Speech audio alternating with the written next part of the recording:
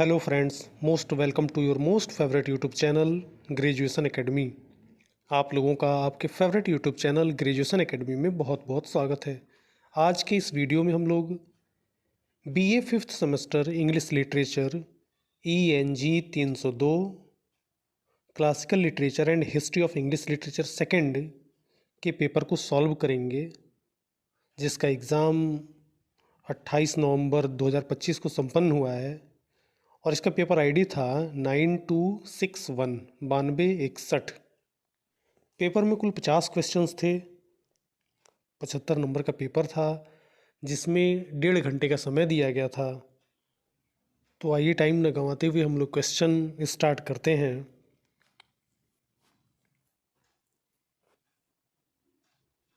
पहला क्वेश्चन है, symbolist writers seek to express emotions, ideas and inner world of psyche through. Options हैं use of satire and irony, humour and wit, use of symbols, metaphors and suggestions, या फिर abstract and vague expressions, जिसमें correct answer हो जाएगा option C, use of symbols, metaphors and suggestions. Question number second है, the key intellectual movement of the Renaissance that emphasized the value of human reason, individualism and personal growth was called. Options हैं decadence, humanism, aestheticism या फिर none of the above, जिसमें correct answer हो जाएगा option B, humanism. The first English novel Pamela is written in which form. Options हैं travelogue, epistolary, poetic या फिर stream of consciousness, जिसमें करेक्ट आंसर हो जाएगा ऑप्शन बी, एपिस्टोलरी। पामेला एक एपिस्टोलरी नॉवेल है। क्वेश्चन नंबर 4 है, who wrote Paradise Lost. Paradise Lost किसने लिखा था। बहुत ही शानदार क्वेश्चन है और बहुत ही इजी क्वेश्चन है। अगर ये नहीं आता तो फिर ग्रेजुएशन में इंग्लिश पढ़ने का कोई मतलब नहीं है। बहुत एकदम हलवा क्वेश्चन है ये। ऑप्शंस हैं John Milton, John Dryden, Philip Larkin या फिर सर फिलिप सिडनी, जिसमें करेक्ट आंसर होगा option A, John Milton. Paradise Lost John Milton के द्वारा लिखा गया है, जिसे इंडिया के लगभग हर एक यूनिवर्सिटी में पीजी के क्लासेस में पढ़ाया जाता है। पांचवा प्रश्न है, which of the following novelists does not belong to the Victorian age. निम्नलिखित में से कौन सा ऐसा नॉवेलिस्ट है जो विक्टोरियन एज से बिलोंग नहीं करता है, जो विक्टोरियन एज से संबंधित नहीं है। ऑप्शंस हैं चार्लोट ब्रॉन्ट, जॉर्ज एलियट, जेन ऑस्टेन या फिर चार्ल्स डिकेंस। इसमें करेक्ट आंसर हो जाएगा ऑप्शन सी, जेन ऑस्टेन। अगला प्रश्न है, Alfred Lord Tennyson became the poet laureate after. Alfred Lord Tennyson को किसके बाद पोएट लॉरिएट की उपाधि मिली थी। ऑप्शंस हैं AC Swinburne, William Wordsworth, Lord Byron या फिर रॉबर्ट सूद। तो इसमें करेक्ट आंसर हो जाएगा option B, William Wordsworth. Who is considered the pioneer of angry young man movement in literature. English literature में एंग्री यंग मूवमेंट का pioneer, उसका जनक किसे माना जाता है। ऑप्शंस हैं JD Salinger, Albert Camus, F Scott Fitzgerald या फिर जॉन ऑसबॉर्न, जिसमें करेक्ट आंसर है option D, John Osborne. Which of the following theatre was developed by Bertolt Brecht. निम्नलिखित में से कौन सा थिएटर बेरटोल्ट ब्रेच के द्वारा डेवलप किया गया था। ऑप्शंस हैं epic theatre, theatre of absurd, poetic drama या फिर स्ट्रीम ऑफ कॉन्शसनेस, जिसमें करेक्ट आंसर होगा option A, epic theatre. Who is after considered the leader of the Oxford movement. Options हैं John Keble, John Henry Newman, Edward Pusey या फिर William Wilberforce, जिसमें correct answer है option B, John Henry Newman.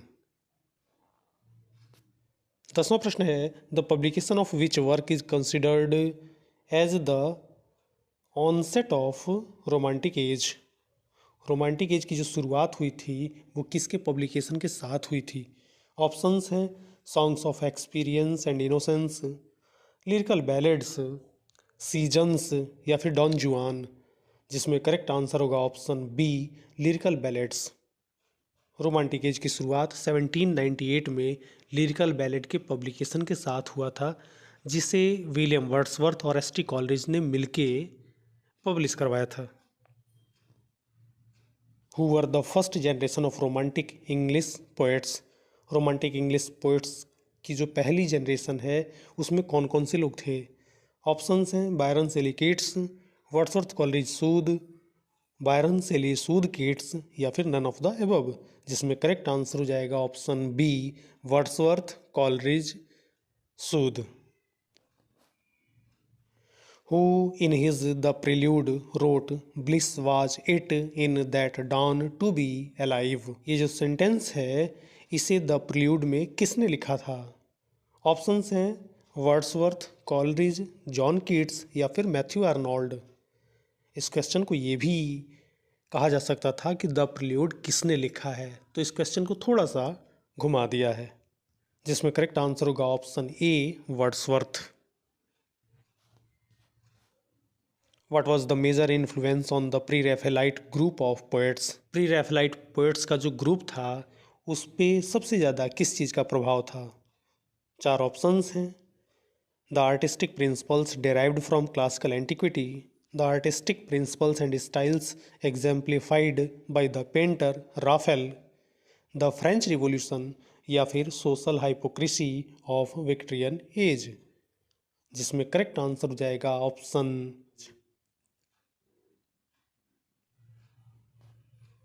Choose the novel not written by Dickens, निम्नलिखित में से कौन सा नॉवेल है जिसे चार्ल्स डिकेंस ने नहीं लिखा है? ऑप्शंस हैं David Copperfield, Hard Times, Wuthering Heights या फिर ओलिवर ट्विस्ट, जिसमें करेक्ट आंसर होगा option C Wuthering Heights. Romantic poetry is mainly concerned with, romantic poetry मुख्य रूप से किन चीज़ों के बारे में लिखी गई है? ऑप्शंस हैं social criticism, abstract principles, nature landscape beauty and individual या फिर नन ऑफ द अबव, जिसमें करेक्ट आंसर होगा option C nature landscape beauty and individual. Romantic poetry में सबसे ज़्यादा प्रकृति के बारे में वर्णन किया गया है, उसके बाद ब्यूटी के बारे में वर्णन किया गया है, उसके बाद सब्जेक्टिविटी है जिसे इंडिविजुअल भी कहा जाता है। The rise of modern, rational and scientific thought in Europe occurred during, options हैं the Elizabethan age, the age of Chaucer, the Restoration age, the Enlightenment, जिसमें करेक्ट आंसर होगा ऑप्शन डी द एनलाइटनमेंट। 17वां प्रश्न है choose the work written by William Blake in 1795, निम्नलिखित में से कौन सा विलियम ब्लैक ने 1795 में लिखा था? ऑप्शंस हैं songs of innocence and experience, lyrical ballads, prelude या फिर चाइल्ड हेरोल्ड, जिसमें करेक्ट आंसर है option A songs of innocence and experience. Horace Walpole's castle of Otranto is considered to belong to the dash genre, options हैं popist, gothic, graveyard या फिर none of the above, जिसमें correct answer हो जाएगा option B gothic. Theatre of absurd explores the, options हैं meaninglessness of human existence, truth of the divine, meaning of the universe या फिर meaning of the human existence, इसमें correct answer हो जाएगा option A meaninglessness of human existence. Who among the following is not a symbolist poet, निम्नलिखित में से कौन symbolist poet नहीं है? ऑप्शंस हैं बॉडेलियर, रिम्बैंड, वर्लेन या फिर रोसेटी, जिसमें करेक्ट आंसर होगा option D Rossetti. D G Rossetti को प्री रैफेलाइट पोएट के नाम से जाना जाता है, या ये कह सकते हैं कि he was the pioneer of pre Raphaelite movement. The famous fictional work of the naughty 90s the picture of Dorian Gray was written by, ये जो बुक है the picture of Dorian Gray ये किसके द्वारा लिखा गया था? ऑप्शंस हैं George Egerton, Oscar Wilde, Richard Sheridan या फिर ऑर्थर साइमंस, जिसमें करेक्ट आंसर हो जाएगा option B Oscar Wilde. Kimberle Crenshaw, Judith Butler and Rebecca walker are associated with, ये तीनों लोग किससे संबंधित हैं? ऑप्शंस हैं first wave feminism, second wave feminism, third wave feminism या फिर फोर्थ वेव फेमिनिज्म, जिसमें करेक्ट आंसर होगा option C third wave feminism. The dark ages in England refers to the early middle ages marked by, चार options हैं जिसमें correct answer हो जाएगा option C cultural and economic decline, social unrest, limited intellectual progress. 24वां प्रश्न है चॉसर्स the Canterbury Tales, इसमें misprint है द कैंटरबरी टेल्स होगा, gives a realistic portrayal of, Canterbury Tales Geoffrey Chaucer के द्वारा लिखा गया है, उसमें किस शताब्दी के समाज का चित्रण किया गया है? ऑप्शंस हैं 15th century English society, 14th century English society, 13th century English society या फिर नन ऑफ द एबव, जिसमें करेक्ट आंसर होगा option B 14th century English society. The significant epic poem of the dark ages was, options हैं the prelude, Beowulf, Astrophel and Stella या फिर the vision, जिसमें correct answer होगा option B Beowulf. Question number 26 है the wanderer a poem of the dark edges with its mournful tone is considered, options हैं a ballad, a dramatic poem, an epic या फिर N elegy.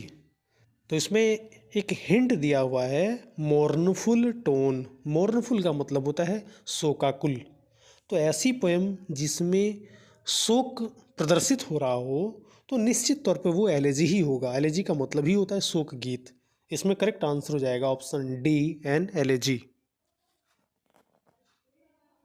The period from 14th to 17th century in Europe and named after the French word is known as, 14वीं से लेकर 17वीं शताब्दी तक Europe का जो समय था उसे एक फ्रेंच वर्ड से जाना गया, उसे क्या कहा जाता है? The Enlightenment, the Reformation, the Renaissance या फिर द डार्क एजेस, जिसमें करेक्ट आंसर होगा option C the Renaissance. Renaissance का मतलब होता है पुनर्जागरण काल। The Reformation in Europe during the 16th century was primarily a response to, चार ऑप्शंस हैं जिसमें करेक्ट आंसर हो जाएगा option A widespread dissatisfaction with the Roman Catholic church. प्रश्न ये कह रहा है कि यूरोप में धर्म सुधार आंदोलन जो हुआ था 16वीं शताब्दी के दौरान वो मुख्य रूप से किस कारण हुआ था? जिसमें करेक्ट आंसर है wide spread dissatisfaction of the Roman Catholic church, Roman Catholic church की में लोगों की असंतुष्टि के कारण। Thinkers such as Copernicus, Galileo and Kepler who revolutionized scientific knowledge lived during, options हैं age of Chaucer, age of enlightenment, post modern age या फिर renaissance, जिसमें करेक्ट आंसर होगा option D renaissance. Morality plays focused on the, morality play किस पे ज़्यादा focus करता है? ऑप्शंस हैं philosophy of ancient Greece, moral and spiritual development of the individual, religions, instructions for sinners या फिर नन ऑफ द एबव, जिसमें correct answer हो जाएगा option B moral and spiritual development of the individual. The Elizabethan poets adopted the sonnet form in English that consists of, Elizabethan age के जो poet थे उन लोगों ने सोनेट के किस फॉर्म को एडॉप्ट किया था? ऑप्शंस हैं 1 क्वार्ट्रेन एंड 5 कपलेट्स या फिर 2 क्वार्ट्रेन्स एंड 3 कपलेट्स या 3 quatrains and a rhymed couplet या फिर an octave and a sestet, जिसमें करेक्ट आंसर हो जाएगा option C 3 quatrains and a rhymed couplet. अगला प्रश्न है what is a metaphysical concept. Metaphysical concept क्या है?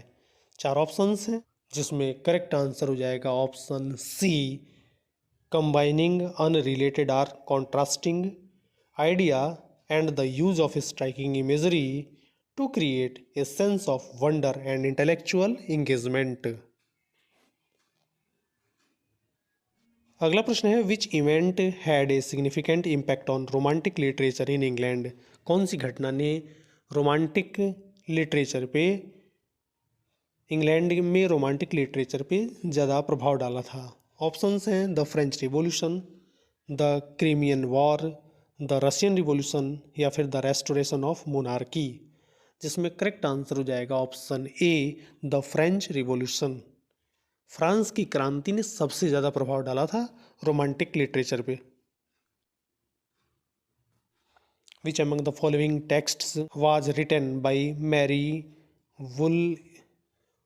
वॉलस्टोनक्राफ्ट। ऑप्शंस हैं the rights of man, Biographia Literaria, a vindication of the right of women या फिर ए डिफेंस ऑफ मैन, जिसमें correct answer हो जाएगा option C, a vindication of the right of women. Georgian poetry refers to the poetry written during. Georgian poetry कब लिखी गई थी? जिसमें करेक्ट आंसर हो जाएगा option C, 1912 to 1922। Georgian poetry 1912 से लेके 1922 के दौरान लिखी गई थी। Lawrence Sterne's masterpiece that influenced 20th century writers was.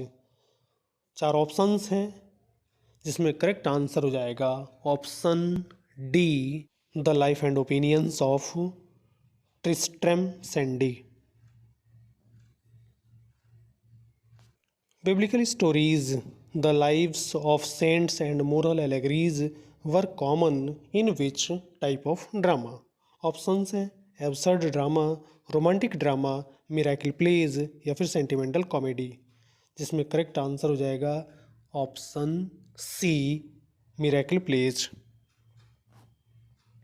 Mystery plays are primarily based on which of the following. Mystery plays निम्नलिखित में से मुख्य रूप से किस पर आधारित हैं? ऑप्शंस हैं the life of saints, biblical stories, country tales या फिर फेबल्स एंड फॉकलोर, जिसमें करेक्ट आंसर हो जाएगा option B, biblical stories. Who said about Chaucer's characters, here is God's plenty? Options हैं doctor Johnson, Ben Jonson, John Dryden या फिर Alexander Pope, जिसमें correct answer होगा ऑप्शन सी, जॉन ड्राइडन। एक बात आप लोगों को ये बता दें कि हो सकता है कि किसी आंसर में मिस्टेक हो, तो आप लोग उसे कमेंट में ज़रूर लिखें। आप लोगों के द्वारा दिया गया सुझाव सहर्ष स्वीकार किया जाएगा। आइए आगे बढ़ते हैं। The defence of poesy, one of the major works of 16th century England, were written by. Options हैं William Shakespeare, George Puttenham, Sir Philip Sidney या फिर नन ऑफ दीज, जिसमें करेक्ट आंसर हो जाएगा option C, Sir Philip Sydney.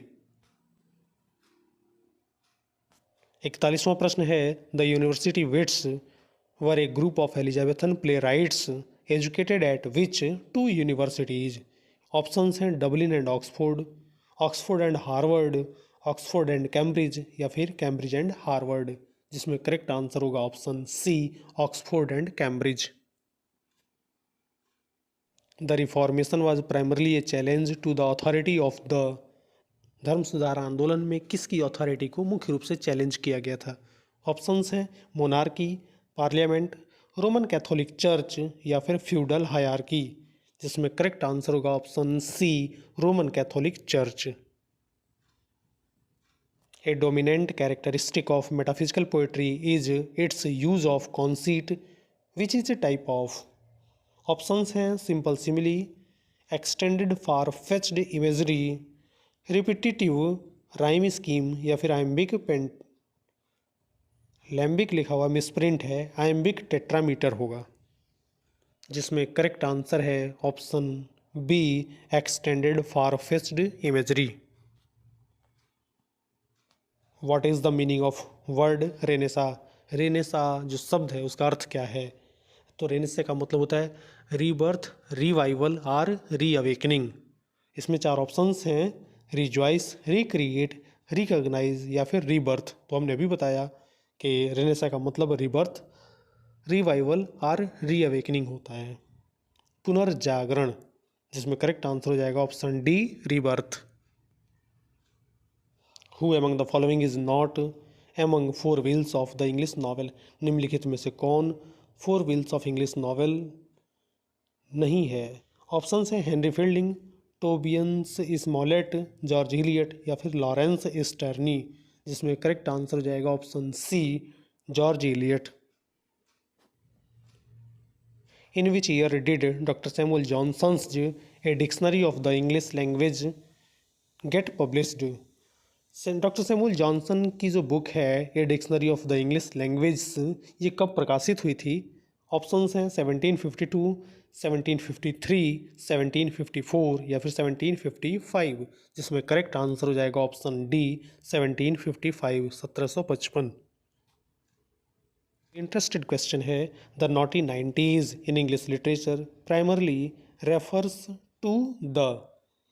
Options हैं 1790, 1890, 1990 या फिर 1690, जिसमें करेक्ट आंसर हो जाएगा ऑप्शन बी, 1890। इंग्लिश लिटरेचर में 1890 का जो समय था उसे नॉटी 90s के नाम से जाना जाता है। What was the most popular form of literature during the Victorian as? Victorian age के दौरान इंग्लिश लिटरेचर का कौन सा फॉर्म ज़्यादा पॉपुलर था? ऑप्शंस हैं नॉवेल, पोएट्री, थिएटर या फिर एसेज, जिसमें करेक्ट आंसर हो जाएगा option A, novel. A doll's house by Henry Gibson is considered as an early example of. Henry Gibson के द्वारा लिखा गया नाटक ए डॉल्स हाउस किसका उदाहरण है? ऑप्शंस हैं Chronicle play, miracle play, historical play या फिर प्रॉब्लम प्ले, जिसमें करेक्ट आंसर होगा ऑप्शन डी, प्रॉब्लम प्ले। ये एक समस्या प्रधान नाटक है। और इस पेपर का ये लास्ट क्वेश्चन है, Ulysses is a novel by. Ulysses जो उपन्यास है वो किसके द्वारा लिखा गया है? अब यहाँ कंफ्यूज मत होइएगा, यहाँ पे उपन्यास पूछ रहा है, यूलिसीज पोएम नहीं जिसे टेनिसन ने लिखा हुआ है, यहाँ उपन्यास के बारे में पूछ रहे हैं। ऑप्शन है William James, Carl Jung, James Joyce या फिर वर्जीनिया वुल्फ, जिसमें करेक्ट आंसर हो जाएगा option C, James Joyce. Paper का ये आंसर की 100% एक्यूरेसी के साथ प्रयास किया गया है तैयार करने के लिए, पर हो सकता है कि कहीं कोई मिस्टेक हो गया हो। कमेंट बॉक्स में अपना सुझाव ज़रूर दे सकते हैं, और अगर आप चैनल पर नए हैं तो सब्सक्राइब करना बिल्कुल ना भूलें। फिर मिलते हैं एक नए वीडियो में कुछ नई जानकारियों के साथ, तब तक के लिए धन्यवाद।